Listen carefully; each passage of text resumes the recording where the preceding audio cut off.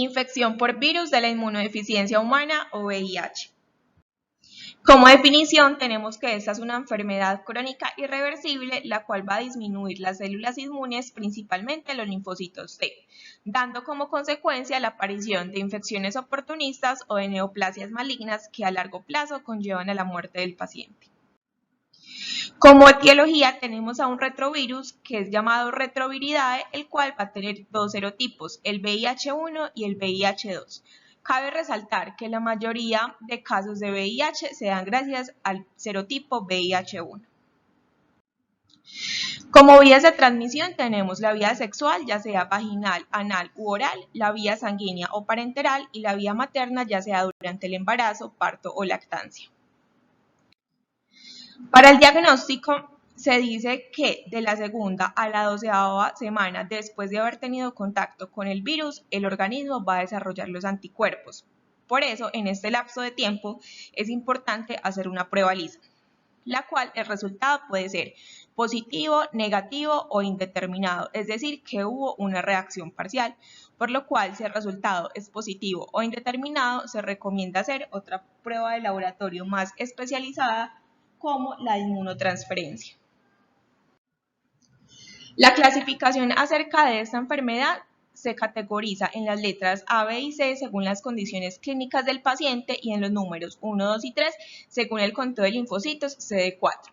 Se dice que en las categorías A el paciente va a estar asintomático o va a tener una infección primaria, mientras que en la categoría C el paciente ya va a desarrollar otras complicaciones como son neumonía, tuberculosis y cáncer de cervix. Mientras que en la categoría B están aquellas infecciones no contenidas dentro de la categoría C.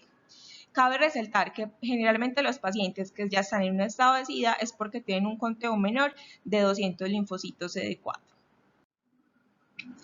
La patogenia de esta enfermedad se basa en que los linfocitos en su parte más externa tienen un receptor CD4, el cual va a ser el anclaje en el VIH, que junto con otros correceptores como el CCR5 y el CXCR4 van a ayudar a la transmisión de este virus y a su replicación dentro de las células inmunes.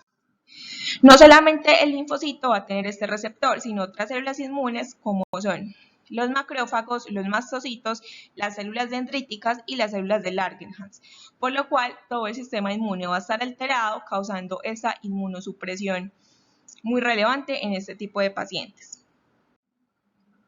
En cuanto a la epidemiología, vemos que hay mayor distribución de esta enfermedad principalmente en los países de Sudáfrica, entre ellos los estados de Namibia, Zambia y Sudáfrica, mientras que en Colombia aproximadamente del 0.5 al 1% de la población padecen esta enfermedad, teniendo un conteo de casos de 123.490 casos reportados para el año 2020. En cuanto a las manifestaciones clínicas, tenemos que en este tipo de pacientes existen tres etapas. La primera etapa que es una etapa de infección primaria, la segunda etapa que es una etapa de latencia o asintomática y la tercera o final que es la de VIH-Sida. Entonces, en la primera etapa que se puede desarrollar de las 3 a las 6 semanas después de haber tenido contacto con el virus, el paciente va a tener linfadenopatías persistentes, fiebre, diarrea, sudoración, cefaleas, artralgias, pérdida de peso y erosiones. Ya luego sigue la etapa de latencia o el periodo asintomático hasta que se desarrolla la etapa de SIDA, la cual puede llevar un lapso hasta de 10 años, donde entonces el paciente va a comenzar a presentar alteraciones hepáticas, renales o cardiovasculares.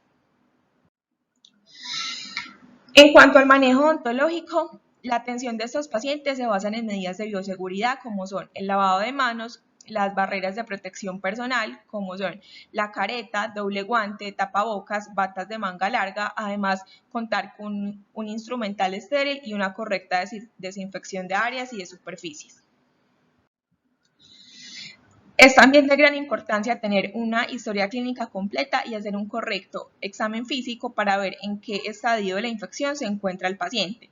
Cabe resaltar que también nos podemos ayudar de pruebas de laboratorio o de interconsultas con el médico tratante.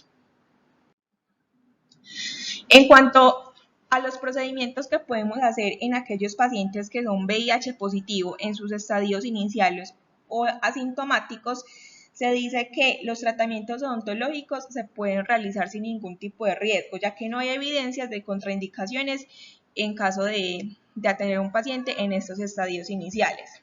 Pero cuando el paciente ya está en etapa de SIDA, se dice que se deben realizar procedimientos de cuidado dental de rutina sin complicaciones.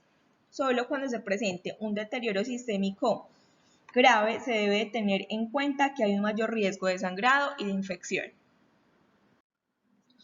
En cuanto a los medicamentos, se sabe que este tipo de pacientes generalmente consumen medicamentos para evitar las infecciones oportunistas. Por lo cual los medicamentos brindados en odontología pueden generar algún tipo de reacción adversa juntándose con esos medicamentos que ya el paciente previamente consume. En cuanto al paracetamol, se dice que debe usarse con precaución en pacientes tratados con sidobudina, ya que el paciente se encuentra en un estado de anemia y trombocitopenia, por lo cual el estado analgésico del paracetamol puede aumentar. Se debe evitar la prescripción de medicamentos como el ketoconazol, ácido acetilsalicílico y los AINES, ya que pueden alterar el metabolismo de los medicamentos que el paciente ya consume. Y recordar que estos medicamentos también pueden generar reacciones orales como serostomía, disgeusia y parestesias periorales. En cuanto a las recomendaciones generales para el personal de salud, se dice que el índice de contagio es muy bajo para esta patología. Sin embargo, se reporta más o menos un 0.03% de contaminación en piel y un 0.09% sobre mucosas, pero eso va a depender de algunos factores como son la profundidad, la presencia de sangre en el instrumento y si el paciente VIH positivo está recibiendo tratamiento o no. En caso tal de que tengamos algún evento adverso con un objeto cortopunzante en este tipo de pacientes, vamos entonces a proceder a limpiar la herida de inmediato con un antiséptico y se puede dar una profilaxis de 2 análogos de nucleósidos inhibidores de la transcriptasa inversa por 4 semanas. Y en cuanto a las indicaciones o recomendaciones a tener en cuenta con el paciente VIH, es que lo ideal es que tengamos pruebas de laboratorio en las cuales nos hagan un conteo de plaquetas. Se dice que si este conteo está por debajo de 50.000, se deben de tener medidas locales para generar la hemostasia en caso de sangrados, pero si esas plaquetas están por debajo de 20.000, está contraindicado cualquier procedimiento que genere sangrado. Gracias.